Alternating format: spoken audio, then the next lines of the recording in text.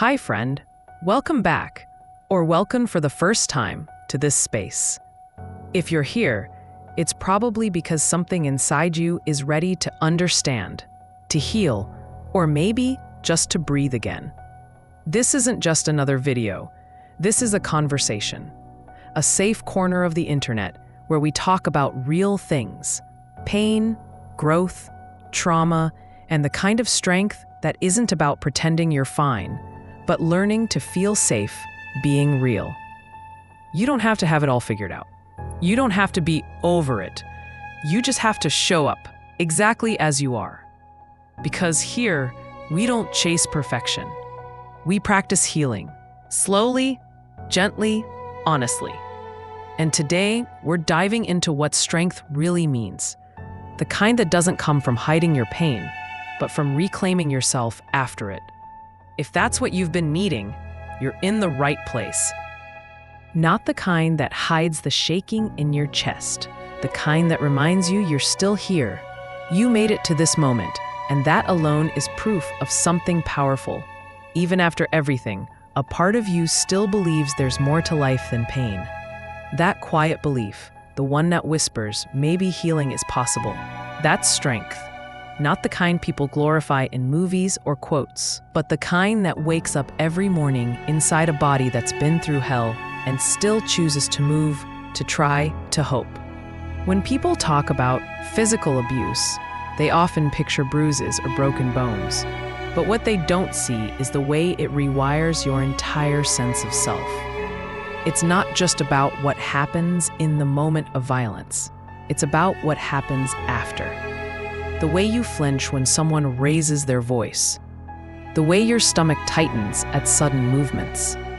The way you start apologizing for existing, even when you've done nothing wrong. Physical abuse isn't only physical. It's psychological, emotional, spiritual.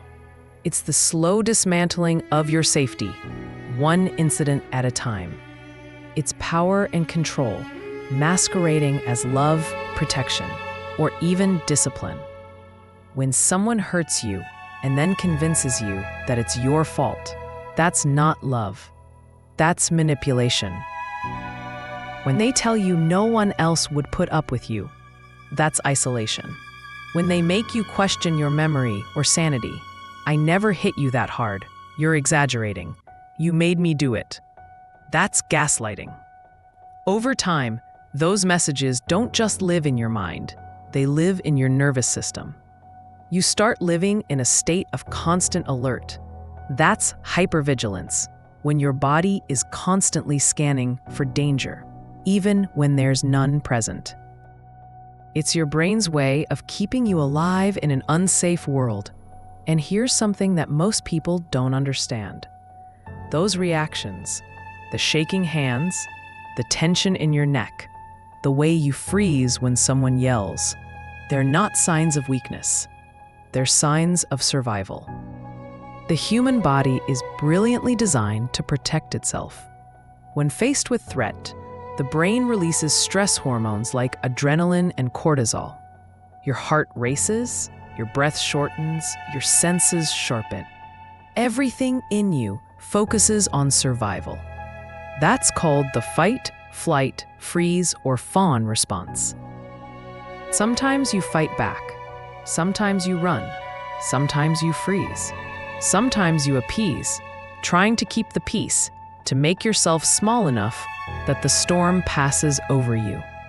Every one of those responses is your body's way of saying, I'm doing what I must to survive. That's strength, not failure. But when you live in that state for too long, your body starts to forget how to come back down. You never get to feel safe long enough to rest. Even when the abuse stops, the body still behaves as if it's happening. Your nervous system doesn't know time. It only knows safe or unsafe. That's why healing from physical abuse isn't just emotional, it's biological. You can't think your way out of trauma. You have to feel your way through it. You have to teach your body that the danger is no longer here. And that starts with grounding.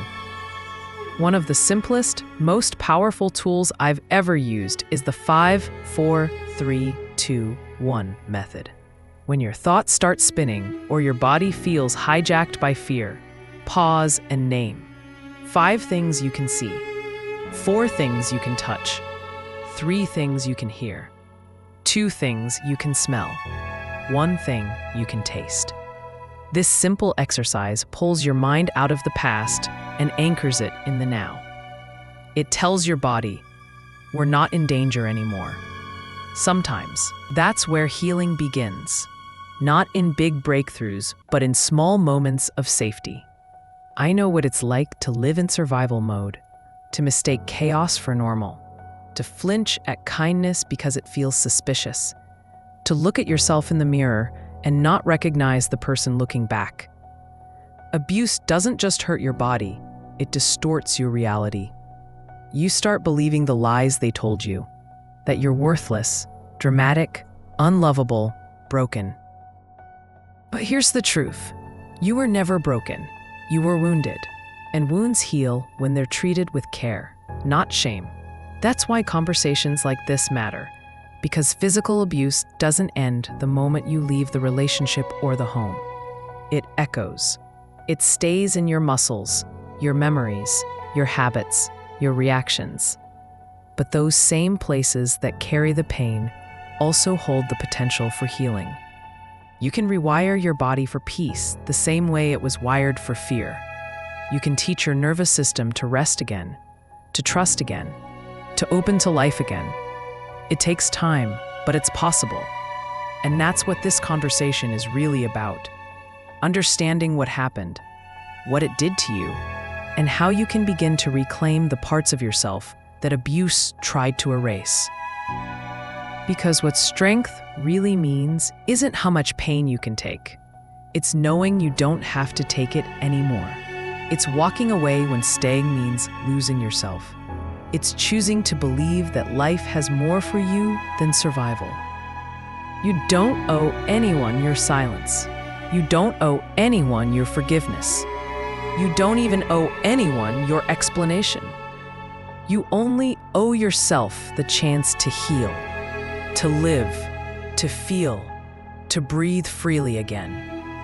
If you've lived it, you already know. Physical abuse doesn't start with a slap.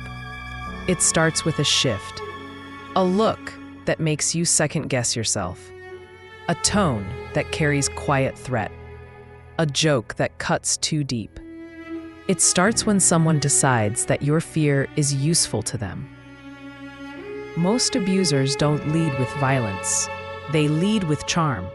They build trust first, create emotional dependence, and slowly convince you that you're safest when you stay close to them. That's what makes it so confusing. It doesn't look like abuse in the beginning. It looks like love, attention, devotion. They study you. They learn your hopes, your wounds, your fears. They tell you everything you've ever wanted to hear, not because they mean it, but because they're mapping your heart. That's grooming, the psychological setup that makes abuse possible. Once they know how to win your trust, they begin to chip away at your independence. They question your friends. They criticize your family. They start protecting you from people who might see the truth. What feels like care slowly becomes control.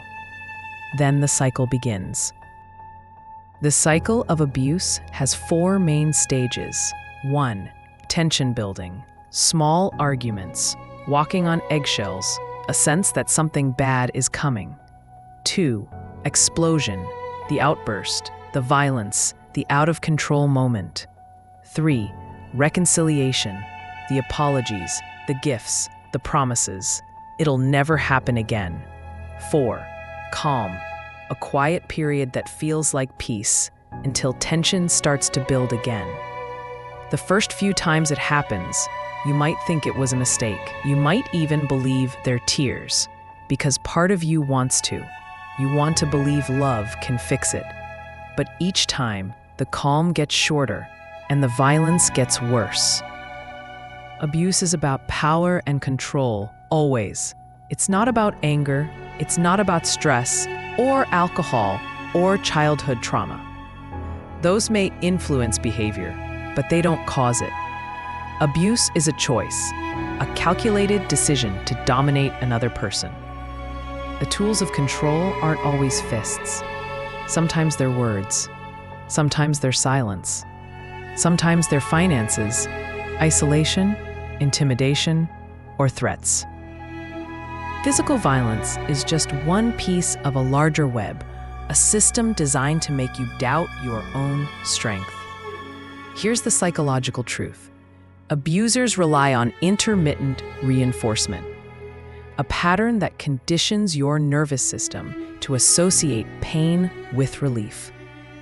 They hurt you, then they comfort you. They break you down, then build you up, just enough to keep you hooked on hope. That's how trauma bonds form. It's not weakness, it's chemistry. When you're trapped in this cycle, your brain releases dopamine and oxytocin, the same chemicals associated with love, in response to the moments of reconciliation. Your nervous system starts to confuse safety with relief, and relief with love. That's why leaving feels impossible, because it's not just leaving a person, it's breaking a neurological pattern that's been wired through fear and false comfort. If you've ever asked yourself, why didn't I leave sooner? Please know this. The question isn't why you stayed, it's how you survived. Abuse changes your internal compass. It teaches you to read danger as normal, to measure love by how much pain you can endure. And undoing that learning takes time. The most dangerous myth about abuse is that it's always visible, that you can spot it from the outside. But the truth is, most abuse hides in plain sight. It happens behind smiles, behind perfect couple photos, behind carefully curated normalcy. Abusers are often skilled at presenting one version of themselves to the world and another in private. That's part of the manipulation. It isolates you further because no one believes what they can't see. And then there's the shame, the voice that whispers, maybe it's my fault. Maybe I provoke it. Maybe if I try harder, they'll change. That voice doesn't come from weakness. It comes from conditioning. When you've been told again and again that you're the problem, you start to believe it. You begin to internalize their cruelty as your unworthiness. But here's the truth that no abuser can erase. No one, ever, deserves to be hurt. Not for what they said, not for what they didn't say, not for staying, not for leaving. You did not cause it. You did not deserve it. Understanding that isn't just emotional, it's psychological liberation. Because until you name abuse for what it is, you can't see the ways it still tries to define you. And that's the first step toward freedom. Recognition.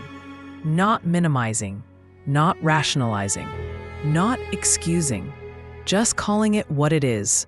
Violence, control, and harm, and reclaiming the right to your own story. You may not have had control over what happened then, but now, in this moment, you have power over what happens next. Power to understand, power to name, power to begin again. Because the truth is, strength doesn't always look like leaving in the middle of the night. Sometimes, it's just daring to see clearly what you've spent years trying not to see. That's how healing begins, with honesty. And that's where we go next, into the body, the mind, and how trauma reshapes what safety means. So you can finally understand that your reactions weren't crazy. They were your body's way of saving you. The human body is extraordinary. It remembers what the mind cannot bear to hold. When you live through physical abuse, your body becomes your battlefield.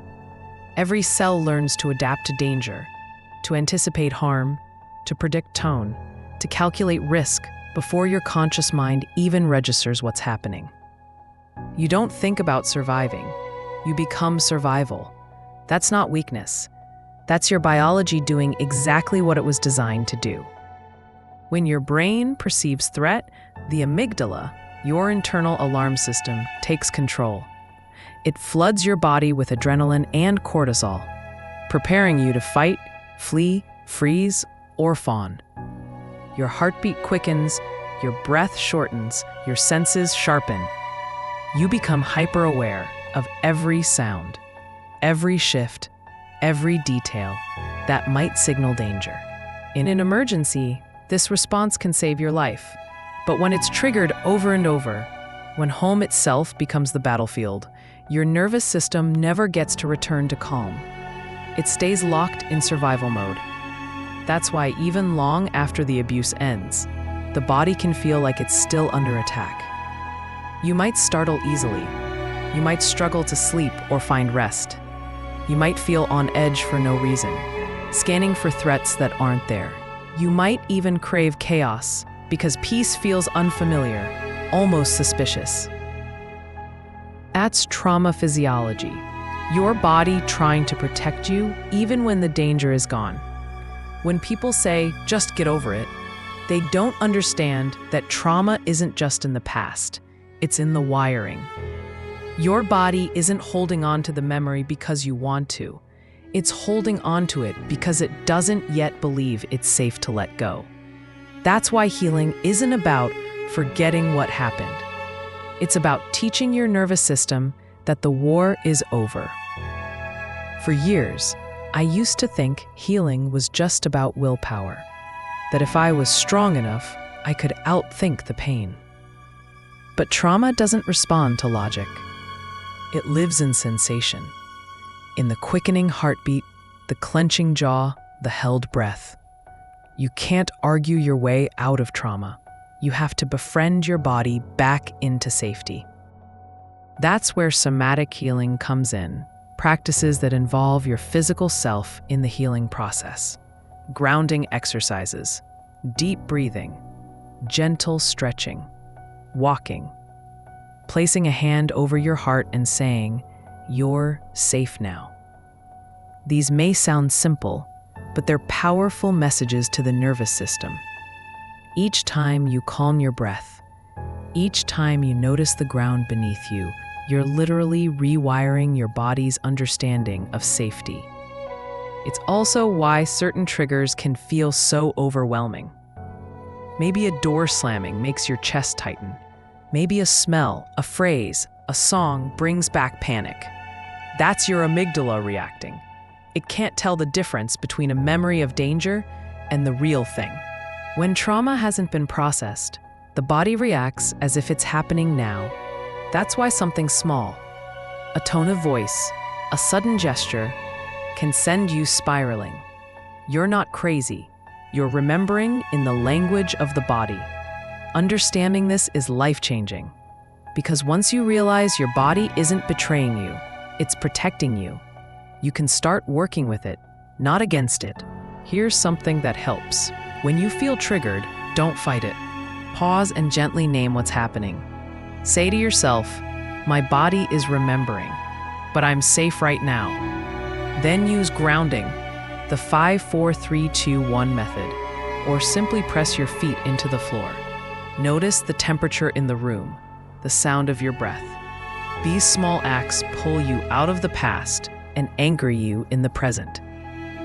It's also why your emotions may feel unpredictable, numb one moment, overwhelmed the next. Trauma fragments your emotional regulation system. Sometimes you feel too much, sometimes you feel nothing at all. Both are normal. Both are signs of protection. Your brain does this to keep you alive, by muting pain when it becomes too much, or flooding you with emotion when it needs your attention. The hardest part is that trauma can also rewrite your sense of self.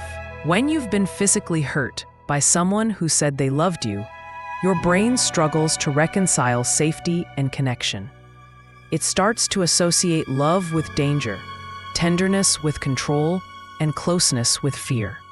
That's why even years later, you might pull back when someone reaches out. You might crave affection, but feel sick when you receive it. You might long for love, but not trust it. This isn't your fault. It's the residue of confusion your nervous system still carries. But here's the beautiful truth.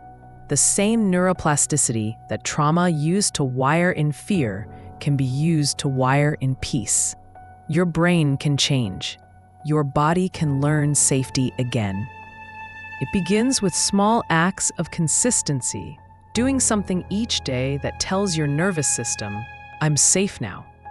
A walk outside, a shower where you focus on the warmth of the water, writing down one sentence about what you feel instead of judging it, listening to a song that helps you breathe deeper.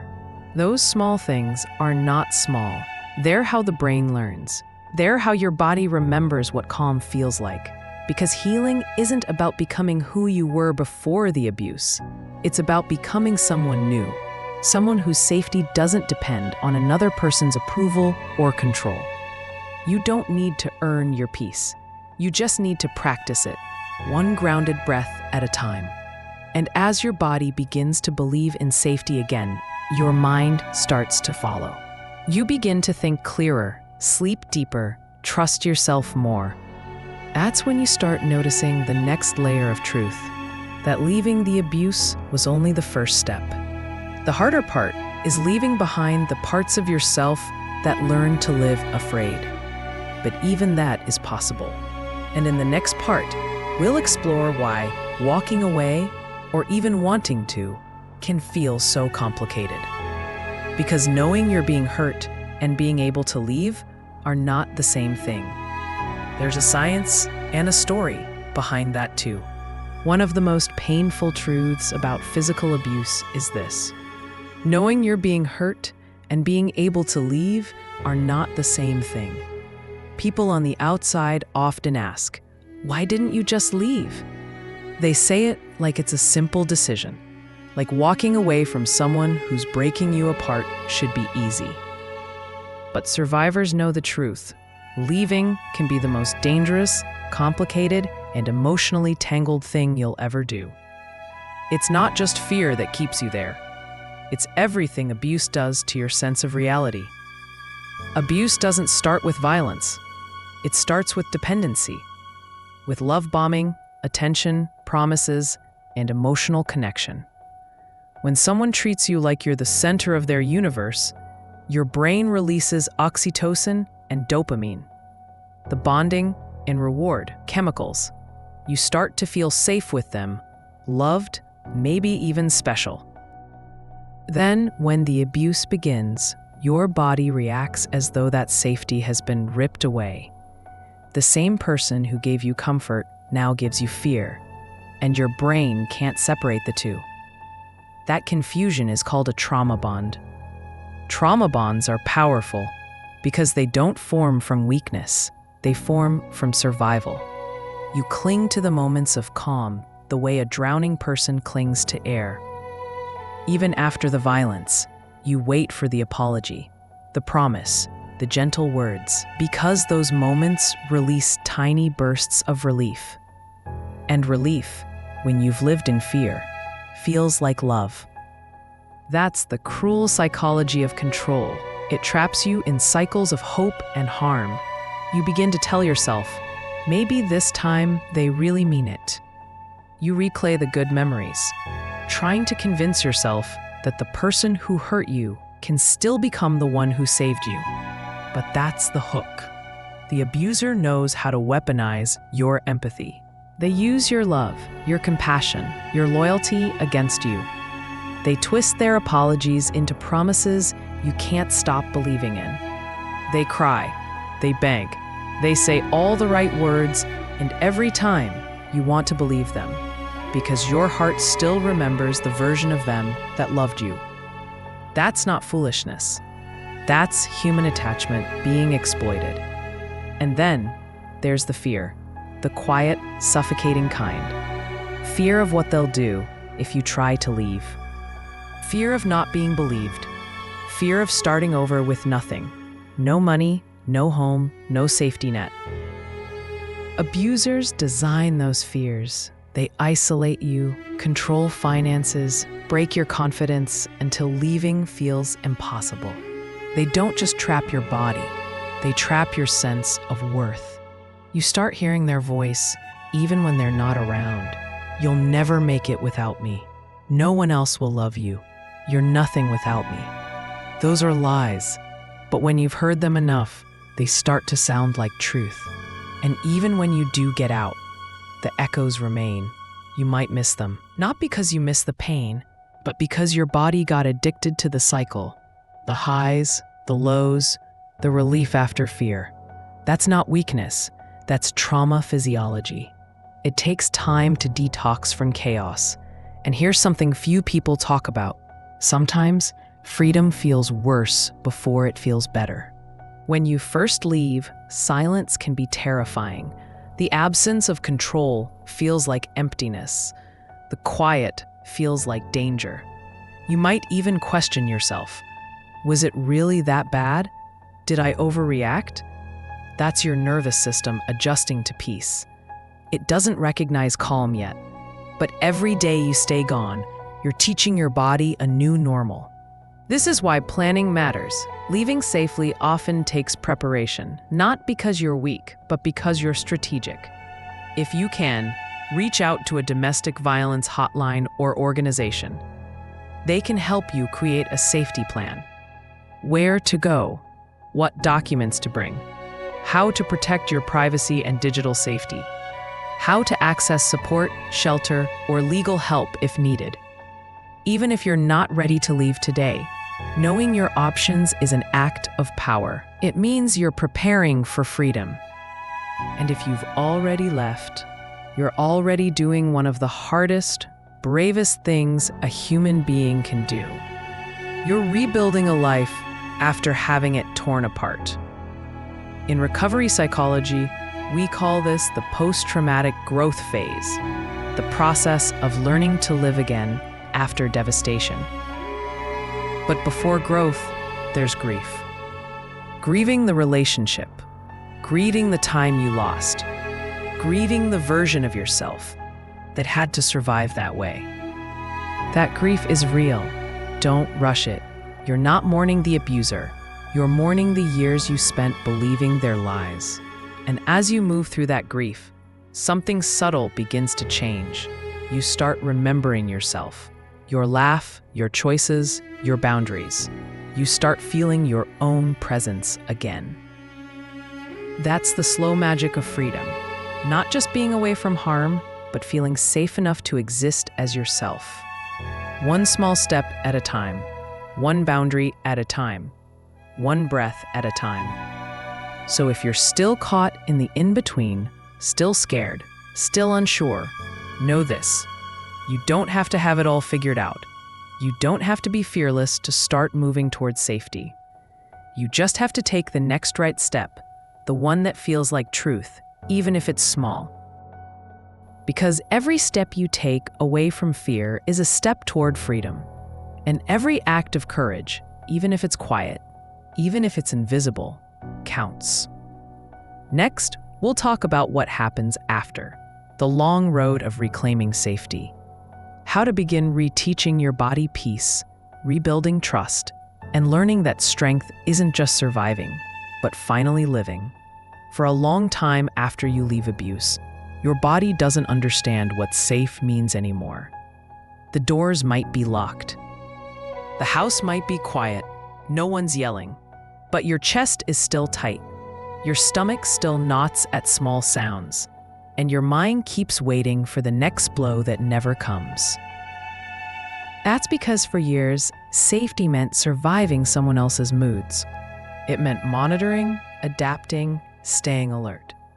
You learned that peace was fragile, that calm could turn to chaos in a breath. So now, even when you're finally free, your nervous system hasn't caught up. It's still doing its job, protecting you. But healing means teaching your body that it doesn't have to live in defense anymore. That's where we start, with safety. Safety isn't just physical. It's emotional, mental, spiritual. It's the feeling that you can exist without fear, that you can rest without punishment, that you can take up space and still be loved. The first step is grounding. when your mind races or your heart starts to panic, grounding techniques bring you back to the present. They're simple, powerful ways to tell your body you're safe right now. The 5-4-3-2-1 method is one of my favorites because it's fast, discreet, and effective. When you feel anxiety rising or memories flooding back, pause and name 5 things you can see, 4 things you can touch, 3 things you can hear, 2 things you can smell, 1 thing you can taste. This works because trauma pulls you into the past. Your body relives danger as if it's happening now. Another tool, breath regulation. When you're triggered, your breath becomes shallow. Your body thinks it's preparing for fight or flight. Slow, intentional breathing tells your nervous system the threat has passed. Try this. Inhale through your nose for 4 counts. Hold for 4. Exhale through your mouth for 6. Repeat. You're not forcing calm, you're inviting it. And then there's the power of movement. Walking, stretching, shaking out tension. When trauma locks you in freeze, physical movement helps your body discharge that trapped energy. It's not about exercise. It's about reminding your body that it's allowed to move again, that it's not trapped anymore. You can even place your hand over your heart and say softly, "You're safe now." At first, your body won't believe it. That's okay. Keep saying it. Over time, repetition rewires the message. Healing is reparenting your own nervous system, giving yourself the care you needed when everything was unsafe. Here's something survivors rarely hear. You don't have to trust right away. Not others, not even yourself. Trust is something you relearn after it's been broken. Start with your instincts. For so long, they were overwritten. You were told your feelings were wrong, your memories unreliable, your intuition crazy. But your instincts never disappeared. They were just buried under fear. Try small exercises in listening again. If something feels off, pause. If your body tenses around a person or situation, notice it. Don't explain it away. When you honor those sensations, you rebuild your inner safety compass. That's how survivors begin to trust again, not by ignoring fear, but by learning which feelings come from trauma and which come from truth. And it's okay if sometimes they blur. You're still learning. When you first start reclaiming safety, you'll probably swing between feeling empowered and completely overwhelmed. That's normal. Healing happens in waves. One day you feel calm, the next you're flooded. That's not failure. That's your nervous system recalibrating. Recovery psychology teaches us something vital. What was wired through repetition can be rewired through repetition. Every time you respond to fear with grounding instead of panic, every time you meet a trigger with curiosity instead of shame, you're building new neural pathways. You're teaching your brain that not all memories mean danger. You're teaching your body that you can survive peace. It sounds strange, doesn't it? Surviving peace? But that's the truth for many survivors. When your whole life has been survival, calm feels foreign. Your mind might even create chaos just to feel normal again. But over time, that changes. Peace stops feeling like emptiness. It starts feeling like freedom. And in those moments, when you notice you can sit in silence without anxiety, or breathe without fear, or rest without guilt, that's when you'll realize you're healing. Reclaiming safety isn't glamorous. It's slow, quiet work. It's learning to eat a meal without rushing, to sleep without checking the door 3 times, to enjoy laughter without waiting for punishment to follow. But every small moment of safety adds up. Each one is a brick in the foundation of your new life, a life built on self-trust, not control. You're not just surviving anymore. You're learning to live inside your own skin again. And once you've built that safety, once your body starts to remember what peace feels like, something inside you begins to stir. The self you thought was gone starts to return.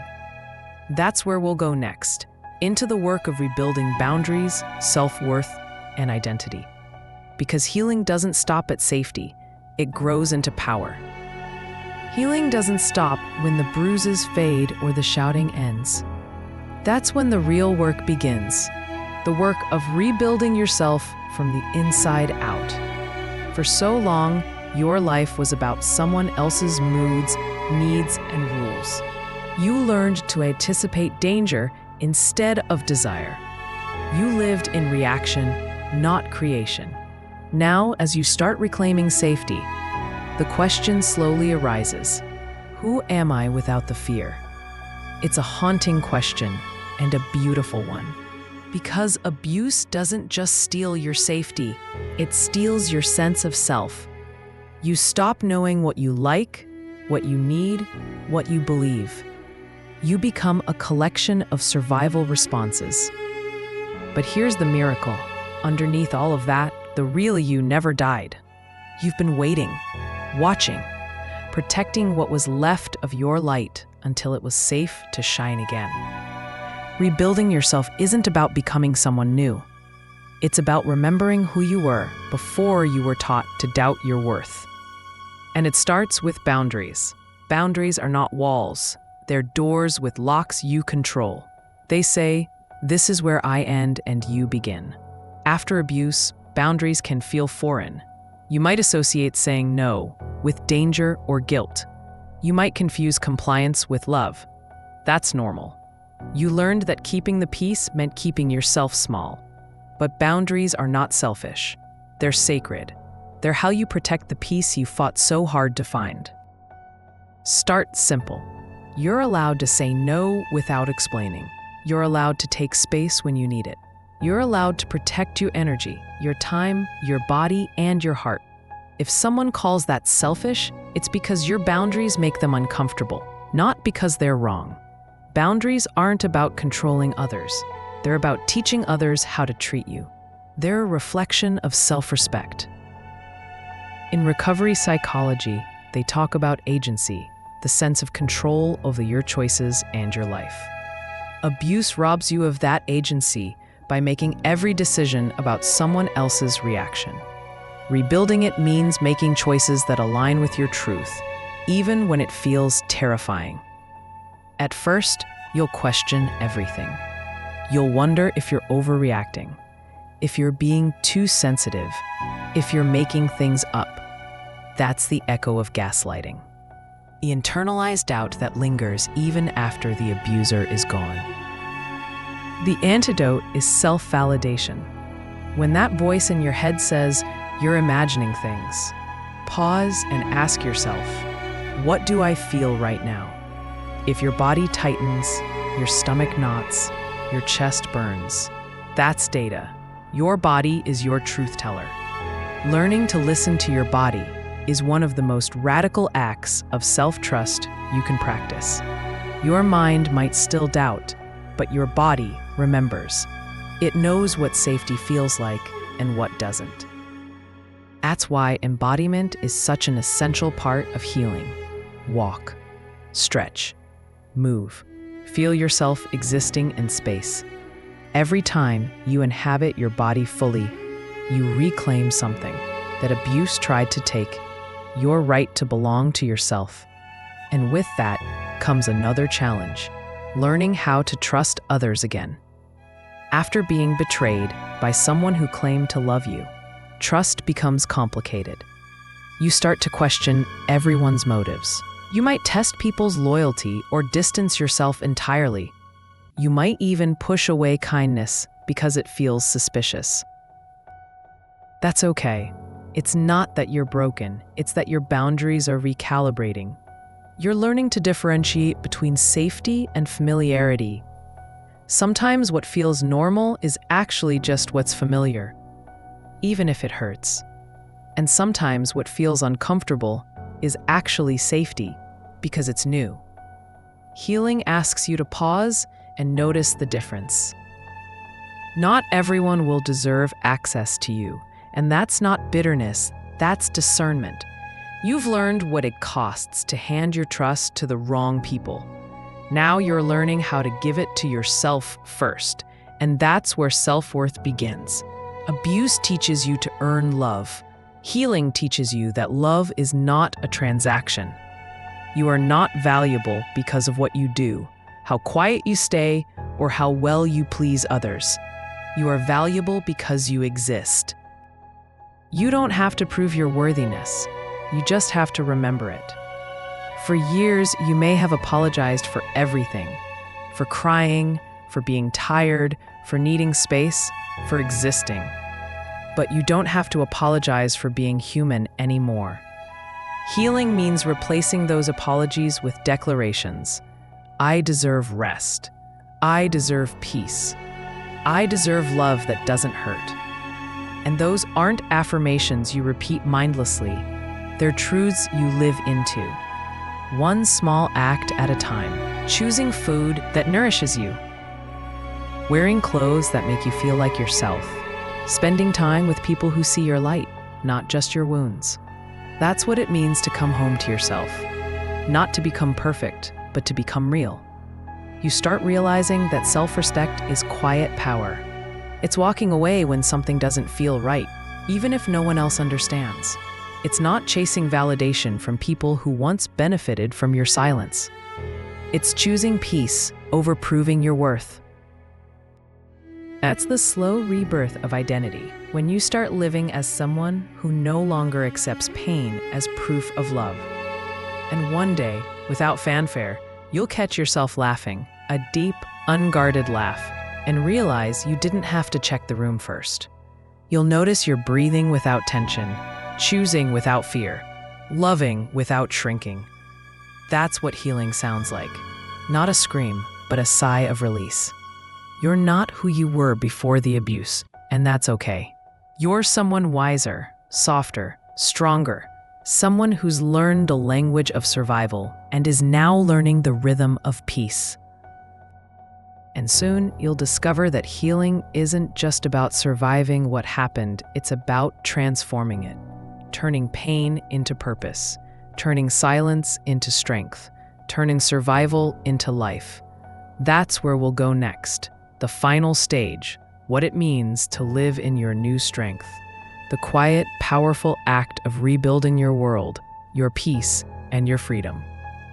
There's a moment in healing that no one can quite describe, that quiet turning point where survival stops feeling like a burden and starts feeling like a kind of grace.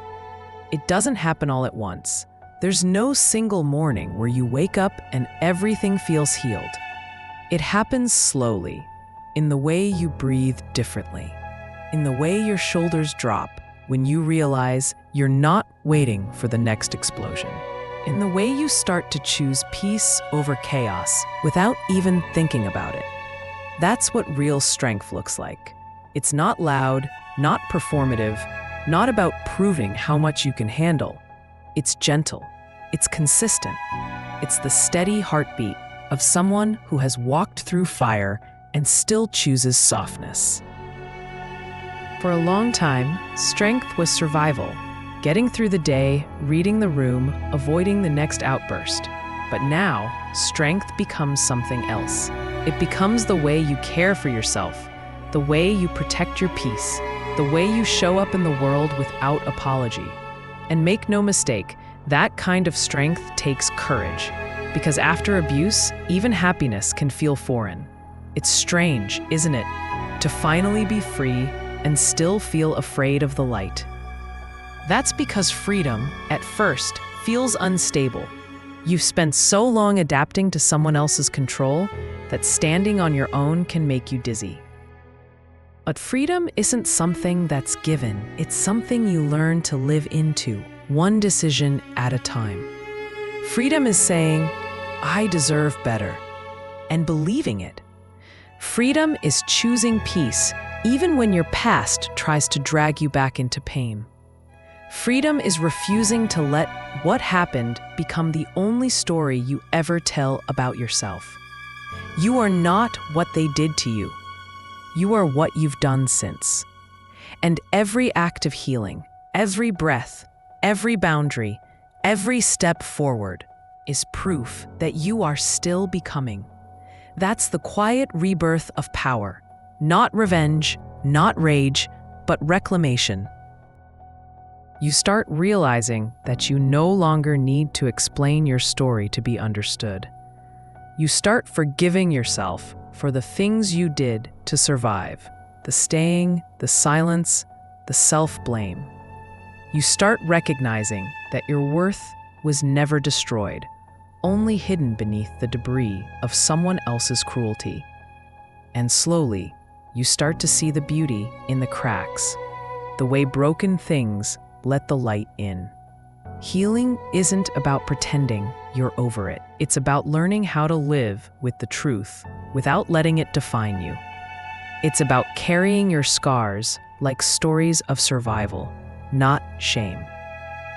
You begin to make peace with your body, the same body that took every hit, every flinch, every heartbreak, and still carried you here. You start to thank it instead of hating it. You start to realize that this body is not the enemy. It's the proof that you endured.